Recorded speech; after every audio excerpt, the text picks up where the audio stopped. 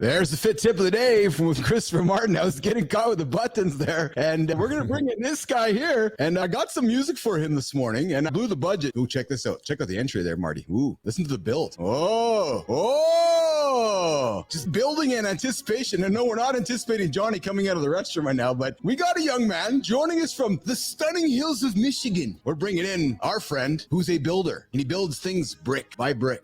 By brick. And we all know to build things with strength, we got to build a strong foundation. So today we are more than pleased to welcome with this massive introduction, our friend. Is he our friend, guys? Friend Adam House. Yes, he is. Yeah, brother. Looking sharp, up, Adam. Adam? Looking sharp. Adam, your profile today, brother. It's okay.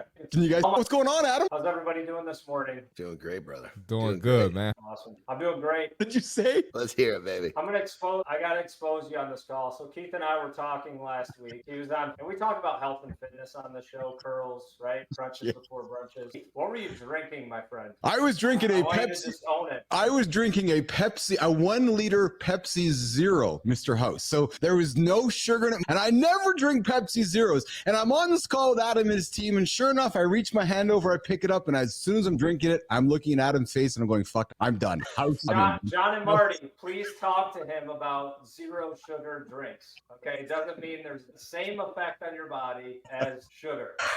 The real friend. That's it. I appreciate you keeping me accountable, Mr. House. I appreciate you keeping Come on, Keith. Adam's here to talk today about adapting or dying. We're talking about the brutal reality of business today. And you know what, guys? Success isn't guaranteed. It's not guaranteed. We all wake up, we try to do our things. It's not guaranteed. And why sticking to your old playbook is killing you. Adam, 40% of businesses fail because they don't adapt to market changes. I know you jumped in here at the end of our last segment about remote work and so forth, but 40% fail because they don't adapt to market changes. Adam, do entrepreneurs fall too in love with their original ideas, refusing to adapt, refusing to pivot? And are they too loyal to an initial vision? Adam, talk about the power of adaptability and what we can give entrepreneurs something to think about to help them move through adaptability and winning. Yeah, the question really in anything when you're trying to do something great is, do I adapt or do I press through? So there's a famous saying, the definition of insanity is doing the same thing over and over again, expecting a different result. But when do you know that what you're doing is actually not working? It's something you have to think about daily. And this is where the power of coaching, mentorship, good friends like me, Keith, the Pepsi is not working for you. Stop drinking it every day. So this is the question, and it's tough. There is no right answer. But as an entrepreneur, Keith, I know what you're doing is incredibly difficult.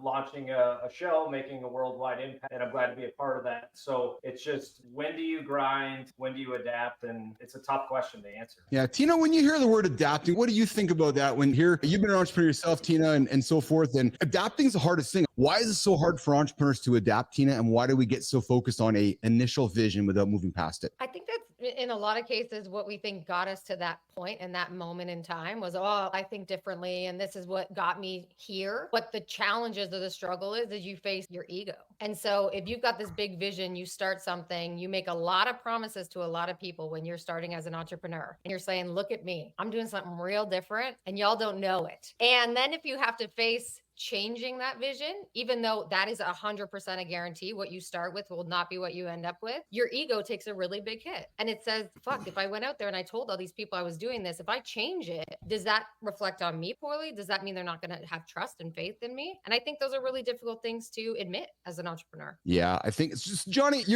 you are a man of adaptability, strong man, bodybuilding, wrestling. You've had to adapt your entire life. There's this old cliche, adapt or die. But when you hear that word adapt, John, it's a simple word, but it means so much. Lean into that for us. And again, I figured out how to do all this shit on my own, my way. I didn't have the skills to follow the pack, so to speak. And so I go back to some of the things that this is just what in my mind, what I hear and what I feel. So in all of my ventures, I'm always carving my own path, whether it be entrepreneurship or athletics or whatever it is. There's always this, we're always taking steps.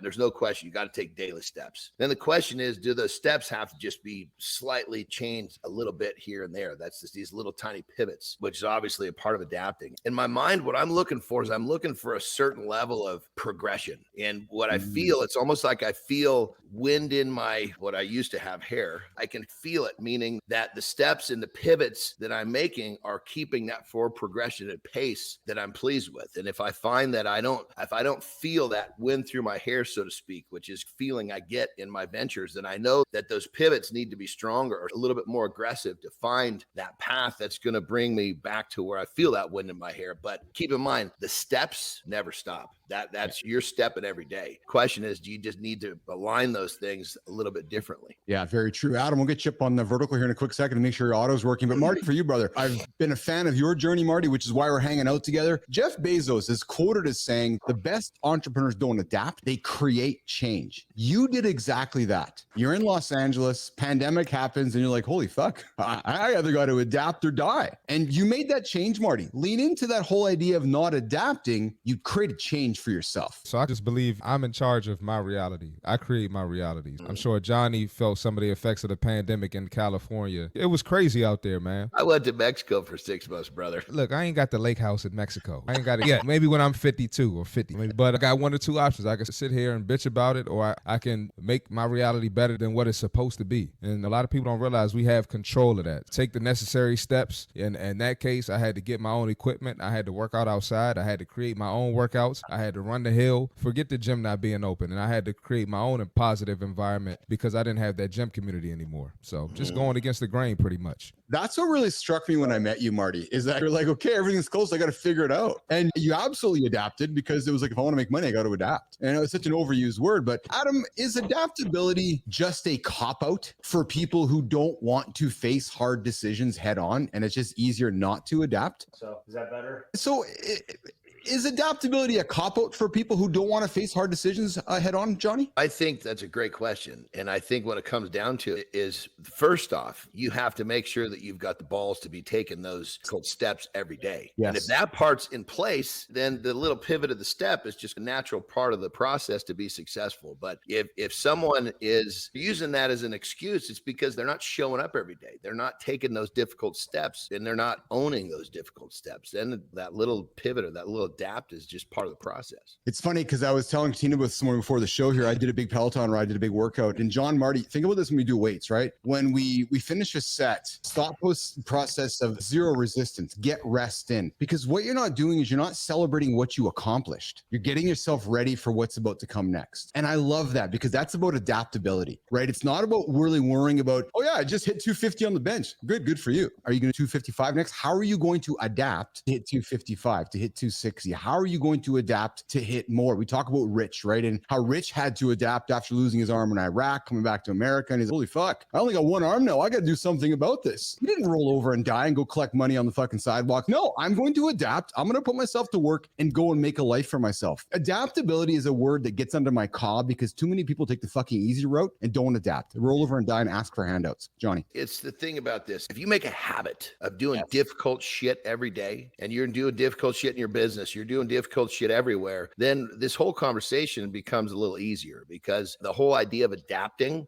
you're going to adapt when you're doing difficult shit because you're always looking for a way to make what you're doing a little bit better. If you're going to make the sacrifice, I will get the paycheck. So then, Marty, question for you, brother. So let's lean into your customers and your training and the stuff you do with all of your clients. Are we over glorifying the need to change when you're sitting down with a client, or should you focus on refining what's already working? How do you address that when somebody says that to you? Why would you not go with what works? A lot of people, I don't know what it is nowadays, but everybody wants to find a new way to get to the same result, a sexier way to get to the same result. It doesn't make any sense. But if boring and simple works, let's do boring and simple because sexy and quick, it didn't get you sexy and real. Brother, I love this. Oh, you know what's sexy is the guy that has the balls to do the shit that's not sexy every day. Yeah. Isn't that true though? And that's wildly underrated too, very much. So listen, 7:46, 8:46 Eastern time, mornings in the lab with Keith, John, Marty. We're talking adaptability with our guest Adam House. Had a little technical difficulties here, so we're gonna put deep dive on the shelf, and we're gonna move to a segment on the show that I look forward to every single day. Where was my face when you were putting your hands on that big soda? Yeah, where was it? But Keith is the bodybuilder, right?